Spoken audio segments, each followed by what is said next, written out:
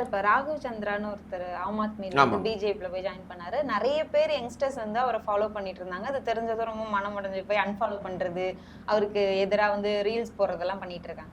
இதே மாதிரி விஜய் அண்ணாவும் ஒரு நாள் போவாரு அப்படின்ற ஒரு இதுவும் சோஷியல் மீடியா இன்னைக்கே ஆரம்பிச்சாங்க. இன்னைக்கு திருச்செந்தூர்ல ஒரு வேலோட போய் போட்டோ ஷூட் எடுக்கிறத பார்த்தோன்னே பவன் கல்யாணம் இவரும் போன போட்டோ ரெண்டையும் மேட்ச் பண்ணி போட்டு நீ அவன் தானா அப்படின்ற மாதிரி மக்கள் சோஷியல் மீடியாவில் கேட்கலையா?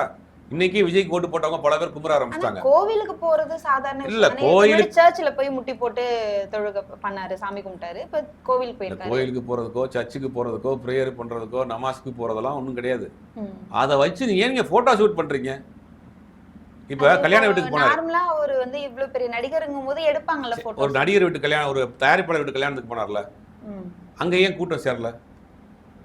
அங்க ஏன் லைவ் போடல? ஏன் அங்க ஏன் சொல்லிட்டு போல? அதிகாலையில் 5 மணிக்கு 4 மணிக்கு போய் தூத்துக்குடி ஏர்போர்ட்டில் இறங்குறாருன்னா ஏன் நைட்டு இருந்து லைவ் போடுறீங்க? ஏன் அதை செய்தி ஆக்குறீங்க? ஏன் சொல்கிறீங்க? இப்போ நீங்கள் திருச்சிக்கே வாங்க.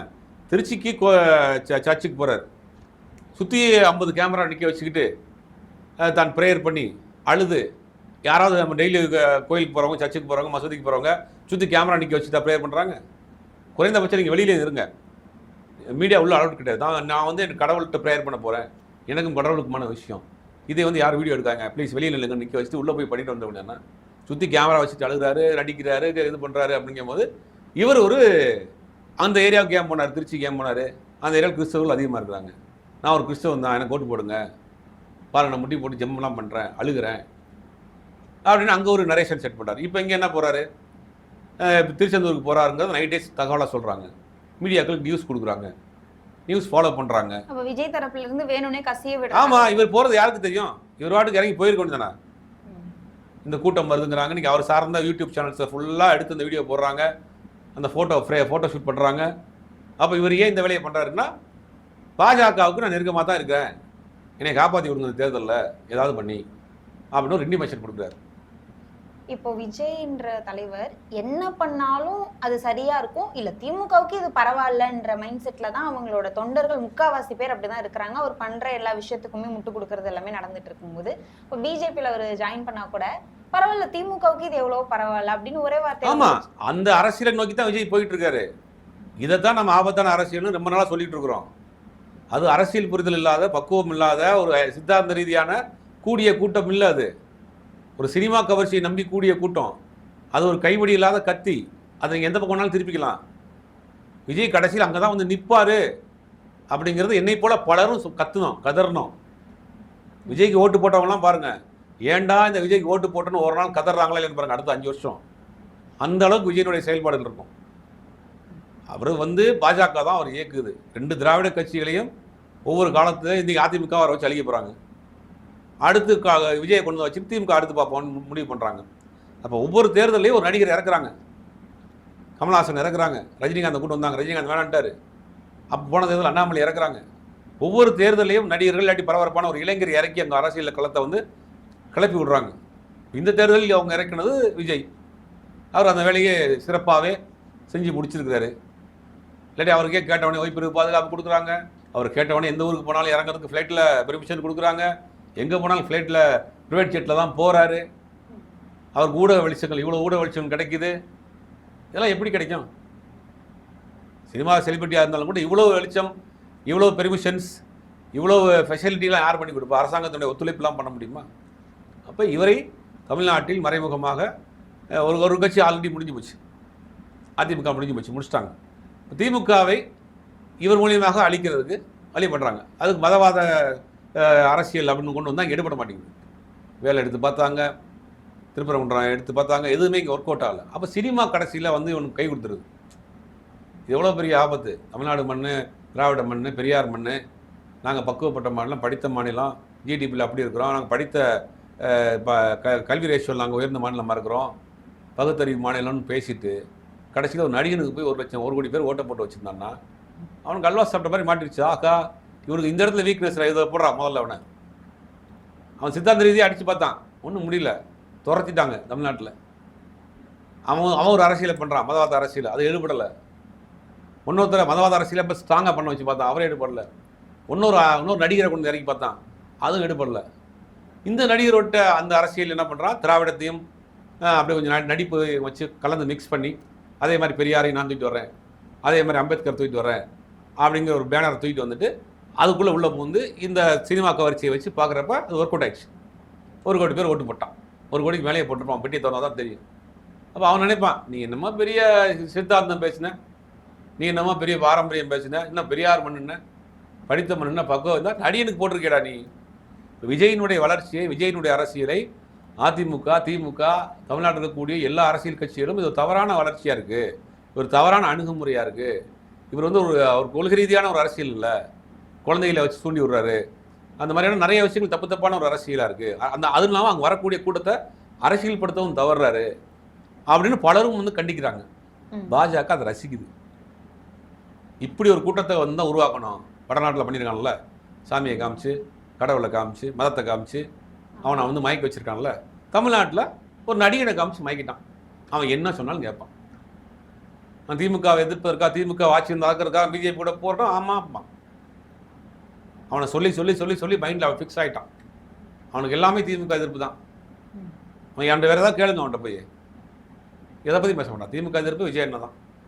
இப்போ விஜயன் என்ன பண்ணாலும் சரி, முன்னாடி துரத்தி விட்டாலும் சரி, பிள்ளையை துரத்தி விட்டாலும் சரி, ஆனால் விஜய் நான் எது பண்ணாலும் சரிம்மா. நாளைக்கு பிஜேபி கூட சேர்ந்துட்டியா சரி. திமுக தீயசக்தி அது ஏற்கனவே அவர் வந்து தான் கோடிட்டு காமிச்சிட்டாரு. அவங்க பாயாசம் பாசிசம்னா நீங்கள் பாயாசமா. அப்போ விஜய் நீங்கள் ஆரம்பத்துலேருந்து பார்த்தீங்கன்னா பாஜகவை நார்மலைஸ் பண்ணுற அரசியல் பண்ணிட்டே வருவார்.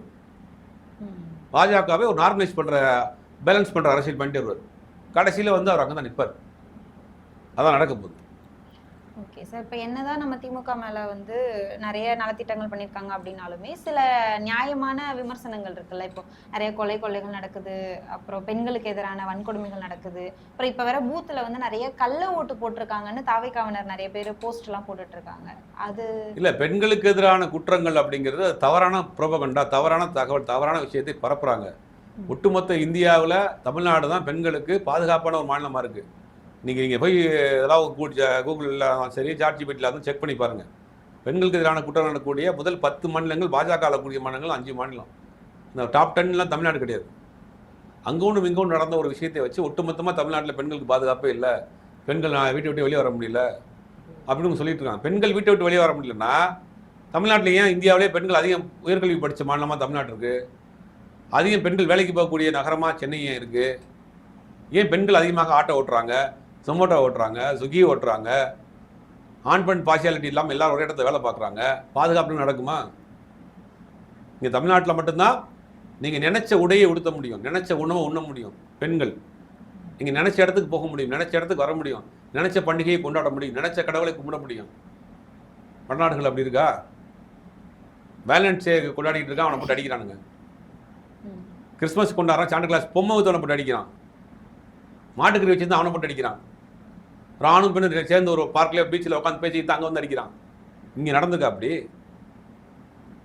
இப்போ இங்கே என்ன பாதுகாப்பு குறைபாடாக போச்சு? அங்கே ஒன்றும் இங்கும் நடந்த ஒரு சில சம்பவத்தை வச்சு ஒட்டுமொத்தமாக பெண்களுக்கு பாதுகாப்பு இல்லைன்னு பாஜக கொடுத்த ஸ்கிரிப்டை விஜய் ஊதுனார். அதை தொடர்ந்து எல்லாரும் அதே பேசுகிறாங்க. உண்மையின் நிலவரம் என்னென்னா, மற்ற மாநிலங்களை விட பாதுகாப்பாகத்தான் இருக்கிறது தமிழ்நாடு. அது குறிப்பாக பெண்களுக்கு பாதுகாப்பாக தான் இருக்குது. இல்லைனா வெளியே எப்படி போய்ட்டு வர முடியும்? இப்போ நம்ம சோசியல் மீடியாவில் நிறையா பார்த்துருப்போம். இந்த எலெக்ஷன் முடிஞ்சோடனே அவங்களுக்கு வந்து ஓட்டு வந்து ரத்தானதுக்கு காரணம் திமுகன்ட்டு நிறைய பேர் சொல்லிட்டு வராங்க. தாவேக்காக்கு ஓட்டு போடுறேன்னு சொன்ன ஒரே காரணத்துக்காக திமுக திட்டமிட்டு ஓட்டை சதி, திமுகவுடைய சதி. அதாவது 75,000 பூத் இருக்குது. இந்த 75,000 பூத்தில் எல்லா பூத்துலேயும் இப்படி ஒரு சம்பவம் நடந்திருக்கு. என்ன பண்ணியிருக்காங்கன்னா, ஒருத்தன் போகிறது, ஃப்ரெண்ட்ஸ் நான் ஓட்டு போட போகிறேன் ஃப்ரெண்ட்ஸ் அப்படின்னு உள்ளே போகிறது, போலீஸ்கார் நிற்கிறார் பாருங்கன்னு அங்கே வீடியோ போட்டிருக்கான். இது எல்லா பூத்துலேயுமே ஒரு சில பூத்தில் 4-5 நடந்திருக்கு, ஒரு சில ரேண்டமாக ஒன்றாவது நடந்திருக்கு. அவங்க எல்லாரும் பூத்தில் உட்காந்துருக்காங்க, போலீஸ் ஆஃபீஸர்ஸ் எல்லாம் சிரிக்கிறாங்களாம். வந்து என்ன பண்ணுறாங்க, உள்ளே போகிறது, உள்ளே போயிட்டு ஆதார் கார்டை கொடுத்துருங்க, ஓட்டு போடுங்க. ஏப்பா உனக்கு ஓட்டர் ஐடி கொண்டு வா, என்ன எனக்கு ஓட்டர் ஐடி இல்லை, இதை வச்சு எனக்கு ஓட்டு போட அலோவ் பண்ணுங்கன்றான். இந்த மாதிரி சம்பவம் ஏதாவது ஒரு பூத்தில் நடந்திருக்கு. உடனே அவன் வந்து அது அவனுக்கு நீ ரிஜிஸ்டர் பண்ணல, எஸ்ஆரில் ரிஜிஸ்டர் பண்ணல, நீ வந்து அடுத்த வருஷம் தான் போட முடியும்ப்பா, அடுத்த எஸ்ஆரில் போட்டுப்பான்னு ஏதாவது சொல்லி அனுப்பிச்சிட்டாங்கன்னா அவனுக்கு இல்லைனா கூட உடனே வெளியில் வந்து வீடியோ போடுறது, என்னுடைய ஓட்டை வந்து திமுக பறிச்சிருச்சு. எலெக்ஷன் கமிஷன் வேறு, திமுக வேறுங்கிறது எங்களுக்கு தெரியல. நாளைக்கு விஜய் வந்து தோற்று போயிட்டாருன்னா என்ன பண்ண போகிறான்னு தெரியல. திமுக அதுக்கு சதி இன்னுமே சொல்றாங்க ஒருபடி மேல போய் திமுகவும் எலெக்ஷன் கமிஷனும் சேர்ந்து கூட்டு சதியில இருக்காங்க. கூட்டு சதியில எடுத்து ஓட்டப்புறம் இவங்க ஓட்ட பிரிக்கிட்டாங்களாமா? அட பாவிகளா, இவங்க எப்பதான் திருத்துறதுன்னு தெரியலையே. முதல்ல திருத்த வேண்டிய வேலை நிறையா இருக்கு போல.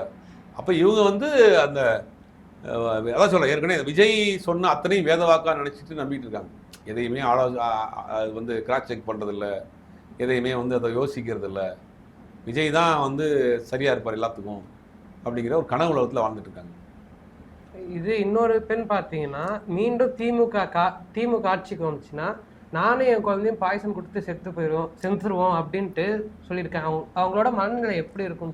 உச்சக்கட்ட மனநிலை தான். அவங்களாம் கண்டிப்பாக ட்ரீட்மெண்ட் கொடுக்க வேண்டிய கட்டாயத்தில் இருக்கிறோம். ஏன்னா அவங்களும் சமூகத்தில் ஒரு அங்கம் தான். இப்படி போய் ஒரு அடிக்ஷன், போதைக்கு எப்படி ஒரு அடிக்ஷன், ட்ரக்குக்கு எப்படி ஒரு அடிக்ஷன் மாதிரி இது ஒரு social media addiction, Instagram addiction. Instagram வந்து ஆளை மூழ்கி போய் அதில் வரதெல்லாம் உண்மைன்னு நம்பி அந்த உலகத்தில் வாழ்ந்துட்டு இருக்காங்க. கொஞ்ச நாளைக்கு முன்னாடி இந்த ஒரு கேம்லாம் வந்துச்சு, இந்த கேம்லாம் பார்த்துட்டு பல பேர் மேலே இருந்து கூச்சானே, வெளிநாடுகள்லாம் தடை பண்ணாங்களே ப்ளூ, அந்த மாதிரி இது ஒரு அடிக்ஷன். இது வந்து விஜய் மேனியா அடிக்ஷன்லாம் மாட்டியிருக்காங்க. அண்ணா பாரு சிரிக்கிறாரு, அண்ணா பாரு நடக்கிறாரு, ஐயோ சிரிக்கிறாரு, ஐயோ நடக்கிறாரு, அவர் சுமையில் பாரு க்யூட்டாக இருக்குது, அவர் வேசியாக பாரு அழகாக இருக்குது. சரி அதுக்காக என்ன பண்ணலாம், ரசிச்சுட்டு போ. இல்லை அவருக்கு ஓட்டு போட போகிறேன், சரி ஓட்டு போட்டு போ, நீயும் போடு. அழகாக இருக்குன்னா ரசிச்சுட்டு போங்கடா. சரி ஓட்டு போட்டு நீயும் போட்டு தொலைஞ்சிட்டு போ. என்னையே போட சொல்கிற, தாத்தாவை போய் சொல்கிறது, பாட்டியை போய் சொல்கிறது, அக்காவை சொல்கிறது, அம்மாவை சொல்கிறது, நீ ஓட்டு போடு, நீ ஓட்டு போடலன்னா நான் வந்து சாப்பிட மாட்டேன், கழுத்தில் போய் கை வச்சுக்கிறது, கழுத்தை போய் சாப்பிட நெரிச்சிக்கிறான். இது உச்சகட்டமான ஒரு மனநோய் இல்லையா? அது நீ ரசிச்சா ரசிச்சு தொலைஞ்சிட்டு போ. விஜய் மாற்றம்னா விஜய்க்கு போடுற, நீ விஜயை என்ன பிடிக்குன்னு போடுற. அதை என்ன சொல்கிறாங்கன்னா, விஜய் எனக்கு பிடிக்கும் அதனால ஓட்டு போடுறேன்னு சொன்னால் தப்பாக போயிருங்கிறதுக்காக இல்லை ஒரு மாற்றம் வேணும். சரி மாற்றம் வேணும்னு நான் நிறைய பேர் கேட்குறேன். மாற்றம் வேணும்னா விஜய் என்ன மாற்று வச்சிருக்காருன்னு சொல்லுனேன். சிரிக்கிறான். விஜய் என்னடா மாற்று? திமுக அதிமுகவுக்கு 50 வருஷம் திமுக அதிமுக தமிழ்நாட்டை இந்தியாவிலே பெரிய மாநிலம், வளர்ச்சி அடைந்த மாநிலமாக, ஒரு பக்குவப்பட்ட மாநிலம், பகுத்தறிவு மாநிலமாக வளர்த்து வச்சிருக்கிறாங்க. விஜய் இதை விட்டு பெட்டராக என்னத்தில் மாற்ற போகிறாரு, என்னடா இருக்குன்னு கேட்டால் அவன்கிட்ட சொல்ல தெரியல, சிரிக்கிறான். அப்போ அவனுக்கு வந்து ஒரு ஃபேட் பாய் மூமெண்ட்டில் இருக்கிறான். தியேட்டர் வாசலில் பண்ணதை பூத் வாசலில் பண்ணிட்டான். அன்னைக்கு ஓட்டு போட்ட அன்னைக்கு எப்படி படம் முதல் நாள் முதல் ஷோ எஃப்டிஎஃப்எஸ் பார்க்குறதுக்கு அதே மாதிரி ட்ரெஸ் பண்ணிவிட்டு அதே மாதிரி போய் நிற்பானோ, அதே மாதிரி தியேட்டர் வாசலில் போய் நின்னவன் பூத் வாசலில் போய் நின்னான். அங்கே வீடியோ எடுத்து போகிறான், இங்கே வீடியோ எடுத்து போகிறான். அந்த மனநிலையில் தான் இருக்காங்க. அவனுங்க மட்டும் வச்சு கெட்டு போனது பார்த்தாம பல பேரையும் அந்த மாதிரியான விஷயங்களுக்கு கன்வின்ஸ் பண்ணி, இந்த எம்எல்எம் மார்க்கெட் இருக்கும் பார்த்துருப்பீங்க. ஏற்கனவே விஜய் வந்து அந்த எம்எல்எம் மார்க்கெட்டிங் தான் பண்ணார். நீங்கள் ஒருத்தரை வந்து ஜாயின் பண்ணனா அவங்க ஒரு வருமானத்தில் உங்களுக்கு வருமானம் வரும். செயின் லிங்க் மாதிரி இப்படி போயிட்டு இருக்கும். மல்டி லெவல் மார்க்கெட்டிங் பாங்க. ஒரு கட்டத்துக்கு மேலே நீங்கள் கோல்டு வின்னர் ஆகிட்டீங்க, உங்களுக்கு வந்து கோல்டு கார்டு கொடுக்க போகிறோம், உங்களுக்கு வீட்டில் உட்காந்துட்டு மாதம் பணம் வரும்னு ஒரு ஆசையெல்லாம் காட்டுவாங்க. அந்த மாதிரி தான் விஜய் வந்து வீட்டில் இருக்கவங்கள பேசுங்க, ஓட்டு வாங்குங்க. ஒரு மல்டி லெவல் மார்க்கெட்டிங் தான் விஜய் பண்ணியிருக்காரு. குழந்தைகளை வச்சு வந்து வீட்டில் அடம் பிடிக்கிறது. இது என்ன அரசியல் இது? இப்போ இன்னைக்கு கூட வந்து அந்த குழந்தை நல ஆணையம்லாம் கூட இன்றைக்கி கண்டன அறிக்கையை கொடுத்துருக்காங்க. நம்ம கேட்குறோம், நீங்கள் ஏன் இவ்வளோ நாளாக பேசலைன்ற? தேர்தல் முடிஞ்ச பிறகு பக்குவமாக யதார்த்தமாக ஒன்று பதார்த்தமாக பேசியிருக்கல. தேர்தலுக்கு கடந்த 3 மாதமாக விஜய் பேசியிருக்காரு. நண்பா நண்பீஸ் குட்டீஸ் வீட்டில் அடம் பிடிங்க அப்படின்னு பேசிட்டு இருக்காரு. கடைசி நாள் கூட பேசுகிறாரு. ஏன் அப்போயெல்லாம் நடவடிக்கை எடுங்கன்னு சொல்லி ஏன் கம்ப்ளைண்ட் கொடுக்கல? உங்களுக்கு விஜய் மீது கரிசனம் இருக்கா? எலெக்ஷன்லாம் முடிஞ்சு தேர்தல் பெட்டியை உடைக்க போகிறாங்க, அதுக்கு வந்துக்கிட்டு நீங்கள் கம்ப்ளைண்ட் கொடுத்துட்டு இருக்கீங்க. என்ன பேசுறீங்க? அது இன்னும் ஒன்றும் புரியல நமக்கு. இப்போ ஒரு அமைச்சரவை பட்டியலே வந்து உலா வந்துட்டு இருக்கு சார் சோஷியல் மீடியால. அதை பார்த்தீங்களா? டிவி பார்த்தோம். ஒரே தான் பார்த்துச்சு, ஒரே தான் ஜெயிச்சிச்சு. அது அவங்களா வந்து ஆசைக்கு போட்டுக்கிட்டு இருக்காங்க போல. அவங்க தரப்புல வந்து கேட்குறப்ப நாங்கள் ஒன்றும் பண்ணலன்னு யாரோ வச்சு கலாய்க்கிறாங்க எங்கன்னு அவங்க ஓப்பனாக சொல்கிறாங்க. எங்களுக்கு அது சம்மந்தம் கிடையாது, இந்த பசங்க சும்மா இல்லாமல் யாராவது கலாச்சாரக்காக பண்ணிட்டு இருக்கான்றாங்க. ஆனால் அவங்க ரொம்ப ஒரு கான்ஃபிடண்ட்டாக வெற்றி விழாவெல்லாம் கொண்டாடிட்டு இருக்காங்க, நாங்கள் தான் ஜெயிக்க போகிறோம் அப்படின்னு. என்ன கான்ஃபிடென்ட்டில் இருக்காங்கன்றது தெரியல. கிரவுண்ட் ரியாலிட்டி தெரியாமல் இருக்காங்களா, இல்லை வேறு எதுவும் அவங்களுக்கு அஷூரன்ஸ் கொடுத்துருக்காங்களா அப்படிங்கிறது தெரியல.